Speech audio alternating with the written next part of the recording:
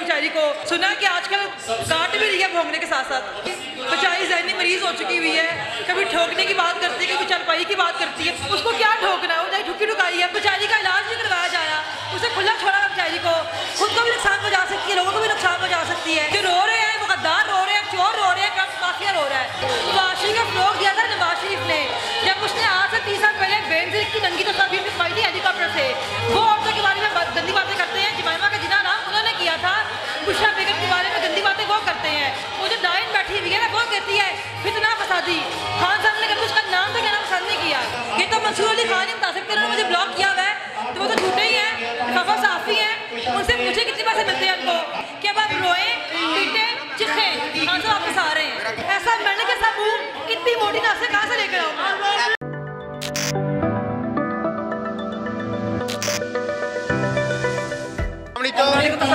कैसे अभी तो खान साहब वज़ीर आज़म नहीं बने, किस चीज़ की खुशी इतनी? कानून की जीत हुई है, आइन की जीत हुई है, पाकिस्तान की आवाम की जीत हुई है।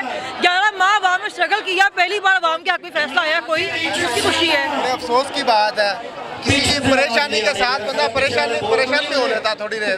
कल से बेचारी इतनी परेशान है, वो टेबल तोड़ रही है, बिल्कुल भी फिक्र नहीं है आपको। कम से कम बिनते हवा तो है ना आपकी, हम जिनस तो है वो। भाई टेबल ही तोड़ी। सुना मैंने मरियम औरंगजेब को थप्पड़ पड़े हैं, उसको भी डांट पड़ी है बेचारी को। उस बेचारी का तो बहुत बुरा हाल है, खाली टेबल ही नोच रही, बाल भी नोच रही है। सुना कि आजकल काट भी रही है भोंगने के साथ साथ। भाई कल खान साहब इफ्तारी करते हैं कारकुनान के साथ, कल उसने इफ्तारी भी तैयार की है, तो फिर भी आप नाराज हैं उससे। जो खान काम कहता है वही तो मान लेती है। वो खान साहब की जबरी फैन है, वो खान साहब से बहुत ज़्यादा ऑब्सेस्ड है, तो साथ देखती थी खान साहब क्या कर रहे हैं। ऐसा कौन सा खान साहब काम करें जो मैं नकल कर सकूं, तो बेचारी जितनी मर्जी कोशिश कर ले खान साहब तो नहीं बन सकती ना। तो आप क्यों इस तरह से कर रही हैं? बेचारी तड़प रही है, अगर खान साहब की हर बात मान रही है तो आपको तो वेलकम कहना चाहिए। वो तड़पती ही रहेगी इंशाल्लाह, उसकी नसीब में रोना लिखा हुआ रोती ही रहेगी, क्योंकि वो ना वज़ीर आज़म बन सकती है और ना ही कभी जो है ना वो आगे आ सकती है। तो उसकी नसीब में रोना ही लिखा हुआ है, जलना लिखा हुआ है और कॉपी करना लिखा हुआ है, वही करती रहेगी। जो मर्जी है, लेकिन मुझे शदीद इख्तिलाफ है आप लोगों से।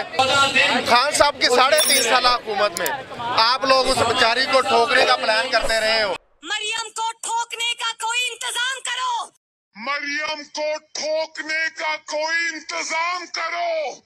उसने बेचारी ने बांगे दो जलसों में कहना शुरू कर दिया। क्या वजह क्या है एक निहत्ती औरत पे इतना जुल्म? बेचारी ज़हनी मरीज हो चुकी हुई है, कभी ठोकने की बात करती है, कभी चरपाई की बात करती है, बिल्कुल पागल होगी हुई है। उसको बेचारी को ना ज़हनी सुकून की ज़रूरत है, ज़हनी इलाज की ज़रूरत है। उसे क्या ठोकना, उसको क्या ठोकना, वो चाहे ठुकी ठुकाई है, पागल औरत है, ज़हनी मरीज औरत है, उसे किसी ने क्या कहना है? वैसे ये जुल्म है, ये तो मानना पड़ेगा कि बेचारी के साथ 3.5 साल दौरे हुकूमत में जुल्म किया। जुल्म तो है बेचारी के साथ कि बेचारी का इलाज नहीं करवाया जा रहा, उसे खुला छोड़ा है। बेचारी को खुद को भी नुकसान पहुँचा सकती है, लोगों को भी नुकसान पहुँचा सकती है। जुल्म तो है वैसे उसके साथ। कैप्टन सफदर साहब नजर नहीं आ रहे, वो तो मरियम नवाज से कभी नजर आई नहीं है, किसी दरबार में बैठे होंगे, रोटी पानी का इंतजाम कर रहे होंगे अपने बेचारे। ये बताइएगा कि आइन की जीत हुई है, कौम की जीत हुई है, अवाम की जीत हुई है, इस जीत की खुशी में आज जश्न मनाया जा रहा है यहाँ पे। इस हवाले से वो तो बेचारे अफसोस का इजहार कर रहे हैं, कह रहे हैं कि हम काबीना ने भी जो फैसला दिया, नवाज शरीफ साहब ने भी बाहर बैठ के एक प्रेस कॉन्फ्रेंस की और हंगामी तौर पे इजलास हो रहे हैं। हर तरफ तो मातम बिछा हुआ है, तो ये एक तरफ खुशी एक तरफ मातम, इससे कब छुटकारा मिलेगा? पूरा पाकिस्तान, पूरा मुल्क, हर अदारा बैठ के क्यों नहीं खुशियाँ मनाएगा? पूरा मुल्क खुश है, अवाम खुश है, फैसला अवाम की मर्जी के मुताबिक आया है, कानून और आइन के मुताबिक आया है। जो रो रहे हैं वो गद्दार रो रहे हैं, चोर रो रहे हैं, ड्रग्स माफिया रो रहा है, क्योंकि अवाम ने उनको रिजेक्ट कर दिया है और ये कुछ भी करने की दोबारा नहीं आ सकते, इसलिए कि रो रहे हैं। लोगों को जिस तरह से उठाया गया, अब थोड़े से सुकून मिला, अब थोड़ी सी ना बेहतरी आई है, हालात बेहतरी की तरफ जाते हुए नजर आ रहे हैं। क्या समझती हैं कि खान साहब के मामला जो एस्टेब्लिशमेंट है नेशनल इंटरनेशनल, उसके साथ मामला तय हो चुके हैं या कोई और मामला है? देखें, आपने कब हालात बेहतर हो गए हुए हैं? मशवानी को उठाया गया अभी, उसके बाद सोशल मीडिया एक्टिविस्ट को उठाया जा रहा है ना, अभी भी खान तक ये पहुंच नहीं सके हैं। तो जो खान साहब के एक्टिविस्ट हैं उनको उठा के ये जुड़ाने की कोशिश कर रहे हैं, लेकिन मसला यह है कि अवाम ने खौफ भी रिजेक्ट कर दिया है, अवाम ने इनका प्रेशर भी रिजेक्ट कर दिया हुआ है। ये कुछ भी कर लें, खान साहब तो बाहर है, क्योंकि अवाम ने फैसला कर लिया हुआ है। ठीक है, हालात चेंज नहीं हुए हैं। खान साहब को ना जरूरत है एस्टेब्लिशमेंट की, ना खान साहब को जरूरत है किसी और चीज़ की। अवाम उनके साथ है, खान साहब दोबारा आएंगे, आवाम की ताकत से आएंगे इंशाल्लाह, अल्लाह की मदद से आएंगे। पीडीएम की तरफ से मुसलसल आप पर एक इल्ज़ाम आयद किया जा रहा है कि आप फहाशी को फ़रोग देते हैं, आप गालिब गलौज करते हैं, क्या कहेंगे इसमें? फहाशी का फ़रोग दिया था नवाज शरीफ ने, जब उसने आज से 30 साल पहले बेनज़ीर की नंगी तस्वीर दिखवाई थी हेलीकॉप्टर से। वो औरतों के बारे में गंदी बातें करते हैं, जमाइमा का जिना नाम उन्होंने किया था, बुशरा बेगम के बारे में गंदी बातें वो करते हैं।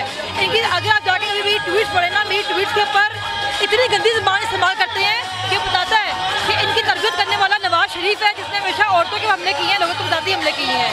तो जो नफरत की सियासत थी, तो उन्होंने भलाई मान लिया, गालियाँ क्यों देते हो आप? गालियाँ देना बुरी बात है। वो कह रहे हैं खान साहब ने कभी आज तक गाली दी है? वो जो डायन बैठी हुई है ना, वो कहती है फितना फसादी। खान साहब ने कभी उसका नाम तो कहना पसंद नहीं किया। तो गाली की सियासत भी इन्होंने शुरू की है, नफरत की भी इन्होंने शुरू की है, इंतशार की भी इन्होंने शुरू की है। हमने की है पुरअमन सियासत। अच्छा, कुछ सोशल मीडिया एक्टिविस्ट, कुछ जर्नलिस्ट इल्ज़ाम लगा रहे हैं कि आपको पर ट्वीट के पैसे मिलते हैं। कितने पैसे ले रही हैं आजकल? खान साहब किसी को चाय नहीं पूछते, पानी नहीं पूछते, उन्होंने पैसे क्या देने हैं? देखिए ये जज्बा है, हमारा जुनून है, और जुनून का मुकाबला कभी भी ना पैसों से नहीं किया जा सकता। कि जो आवाम खान साहब के साथ है ना, वो अपनी मोहब्बत की वजह से साथ है। अगर पैसों की होती है ना बात, तो 1 साल के 11 माह आवाम सड़कों के ऊपर जलील ना होती। मंसूर अली या बाकी कुछ लोगों ने भी अपने ब्लॉग किए, उन्होंने कहा कि यूट्यूबर को भी खान साहब पैसे देते हैं। किसको? यूट्यूबर्स को। तो कितने पैसे दे रही हैं आजकल? ये तो मंसूर अली खान ही बता सकते हैं, उन्होंने मुझे ब्लॉक किया हुआ है, तो वो तो झूठे ही हैं, खफा साफी हैं। उनसे पूछे कितने पैसे मिलते हैं उनको कितने पैसे मिलते हैं इस तरह की बकवास करने के। अच्छा, लास्ट पे मुझे सिर्फ इतना बता दीजिएगा कि आने वाला इलेक्शन, जैसा कि ये 14 मई को अनाउंस हो गया, अब आने वाले दिनों में आपने ट्रेंड सेट कर दिया। कल एहसन इकबाल साहब ने भी ट्वीट किया था कि जो हुकूमत पंजाब में बनेगी वही वफाक में। ये तो पंजाब दूसरे सूबों का हक मार रहा है, क्या कहेंगे इस पे? भाई इनके पास कुछ भी 50 वाले रोने धोने के, इनको सिर्फ एक ही पैगाम है कि अब आप रोएं, पीटें, चिखें, खान साहब वापस आ रहे हैं। मेरा क्वेश्चन आखिरी था, आपने एक और बढ़ा दिया, रोने पिटे चीखे, आपने उनका चोरी कर लिया। हम चोरी नहीं करते, हम उनका पैगाम उनको सुना रहे हैं कि अब आप रोएं, पीटें, चीखें, खान साहब वापस आ रहे हैं। तो माता बचाएंगे जो मर्जी करें। वो ऐसे नहीं कहते, जैसे वो कहते हैं वैसे क्या कहेंगे?